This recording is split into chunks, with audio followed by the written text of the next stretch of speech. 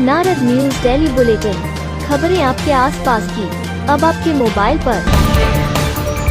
विकासनगर बाजार के युवा व्यापारियों ने मंगलवार को एक वेडिंग पॉइंट में पृथक व्यापार मंडल का गठन किया। युवा व्यापारियों को संबोधित करते हुए व्यापारी नेता मनीत अग्रवाल ने कहा कि युवा व्यापारियों की अपनी अलग तरह की समस्याएं हैं, जिनका समाधान वरिष्ठ व्यापार मंडल के पास अक्सर नहीं होता। इसलिए विकासनगर में अलग से युवा व्यापार मंडल के गठन की आवश्यकता हुई।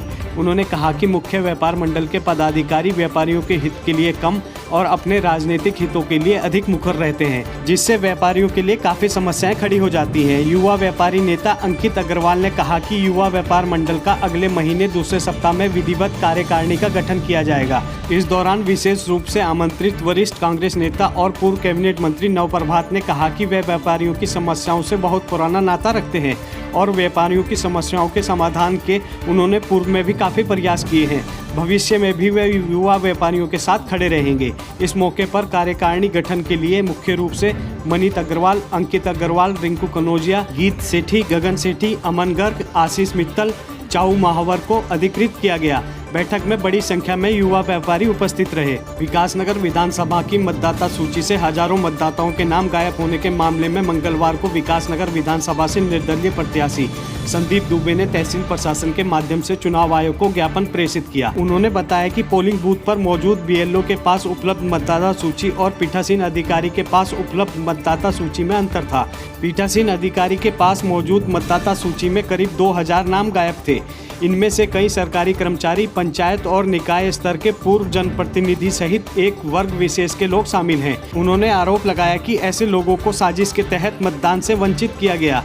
इससे विकासनगर की जनता में भारी रोष व्याप्त है। उन्होंने चुनाव आयोग से विकासनगर विधानसभा का चुनाव निरस्त कर नई मतदाता सूची प्रकाशन के बाद दोबारा से चुनाव कराने की मांग की है। ज्ञापन देने वालों में मुमताज खान, ममता, सचिन, शुभम आदि शामिल रहे। बता दें कि इस मामले में सोमवार को आसाराम वैदिक इंटर कॉलेज के बूथ पर बड़ी संख्या में पहुंचे मतदाताओं ने हंगामा कर चुनाव पर्यवेक्षक का घेराव किया था।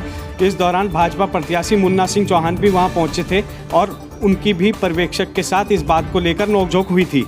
मतदान के दिन तक मतदाताओं को लुभाने में जुटे प्रत्याशी अब गुना भाग में जुट गए हैं। सोमवार देर रात तक चली बैठकों के बाद मंगलवार का दिन भी प्रत्याशियों के लिए जोड़ घटाव का रहा। दिन भर प्रत्याशी अपने कार्यकर्ताओं से उनके बूथ पर हुए मतदान प्रतिशत की जानकारी जुटाकर गुना भाग करते रहे।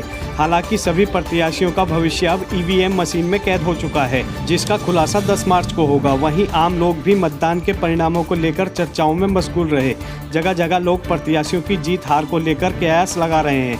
कौन जीतेगा, कौन हारेगा, किस प्रत्याशी को कितना वोट पड़ा, कितना भीतरघात हुआ, इन तमाम तरहों की चर्चाओं में जुटे रहे। मंगलवार 15 फरवरी को स्वास्थ्य विभाग की ओर से जारी रिपोर्ट के अनुसार पिछले 24 घंटे में प्रदेश में कोरोना के 285 नए संक्रमित मिले। इस अवधि में 7 लोगों की कोरोना से मौत हुई। एक दिन पहले सोमवार को 161 नए संक्रमित मिले थे और 2 लोगों की कोरोना से मौत हुई थी। पिछले 24 घंटे के दौरान 1309 लोग स्वस्थ हुए। प्रदेश में एक्टिव मरीजों की संख्या अब 5217 है। वहीं विकासनगर क्षेत्र में आज 9 लोग कोरोना संक्रमित मिले हैं।